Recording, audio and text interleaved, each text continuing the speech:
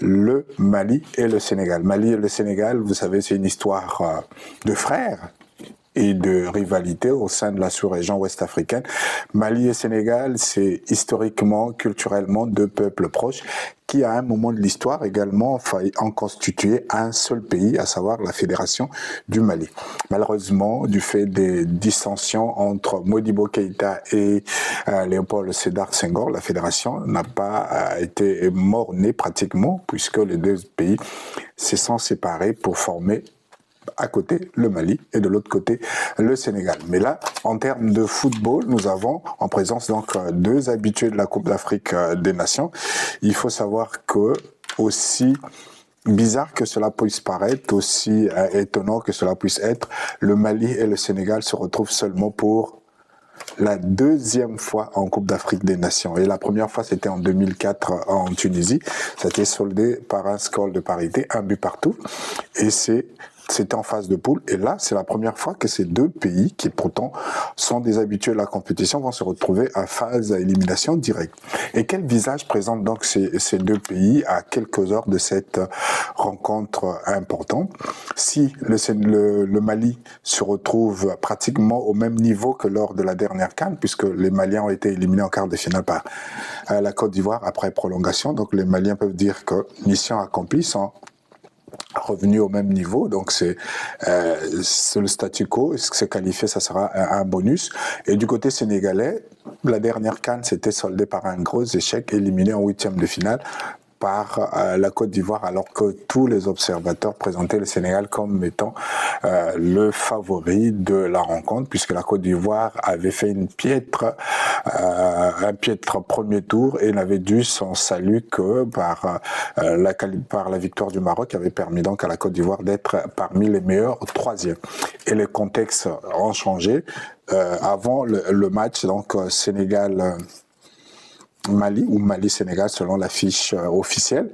Il faut savoir que le Sénégal a fait un premier tour assez intéressant, a montré de belles choses et n'a pas perdu un seul match, a gagné pratiquement tout ce match, sauf le match nul face à la RDC. Donc nous avons une équipe du Sénégal solide, sûre de sa force et de ses individualités, qui se base sur un collectif qui marche assez bien en ce moment, puisque même si les ténors comme Sadio Mané ou bien Iliman Ndiaye ne sont pas en forme comme on l'aurait souhaité, il y a de la relève qui donne de satisfaction donc à l'équipe de Pape Thiaw, qui arrive à gagner même en étant mené. On l'a vu contre le Mozambique lors du huitième de finale. Le Sénégal l'a mené, n'a pas paniqué, a continué à produire du jeu jusqu'à arriver à marquer 3 buts et à gagner la rencontre.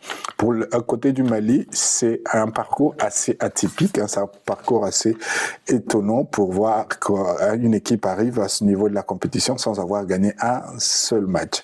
Un seul match, oui, le Mali ne fait que le match nul, un but partout face à la Zambie lors du premier match, un but partout face au Maroc lors du deuxième, 0 but partout face aux Comores lors du troisième match, poule, et en huitième de finale, un but partout face à la Tunisie, et le Mali a gagné à l'issue des preuves de tir au but. Donc, je m'attends à un match solide, un match fermé peut-être au début, mais qui va se débrider au fur et à mesure, parce que les deux équipes vont chercher d'abord à jauger l'adversaire avant de prendre des initiatives, et je parie que cela viendra du côté sénégalais, parce qu'ils ont plus de qualité technique, plus de technicité et plus de vécu en tant que groupe. Et je vois le Mali attendre et puis jouer par rencontre en essayant d'être dangereux.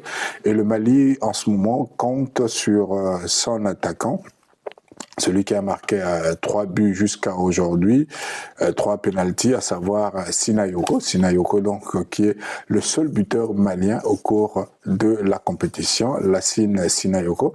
Alors que du côté du Sénégal, il y a plusieurs buteurs, c'est ça. Également, ça peut être une des clés de ce quart de finale, une clé de ce match. À côté, nous avons les Sénégalais qui peuvent marquer à tout moment par n'importe qui. Et de l'autre côté, nous avons le Mali qui, en ce moment, n'arrive à marquer que par un seul joueur. Et si ce joueur n'est pas en forme, qu'est-ce qui va se passer? Donc, Pour la rencontre Mali-Sénégal, je place le Sénégal légèrement favori, mais attention au Mali qui a du répondant quand même. On a vu le Mali jouer à 10 tout le match face à la Tunisie, mais arriver quand même à arracher le match nul et gagner au tir au but. Ça veut dire que l'équipe est solide, l'équipe a du mental, a du répondant. Donc attention au Sénégalais. Léger avantage aux Sénégalais, mais c'est pas gagné parce que le Mali ne vient pas en victime expiatoire.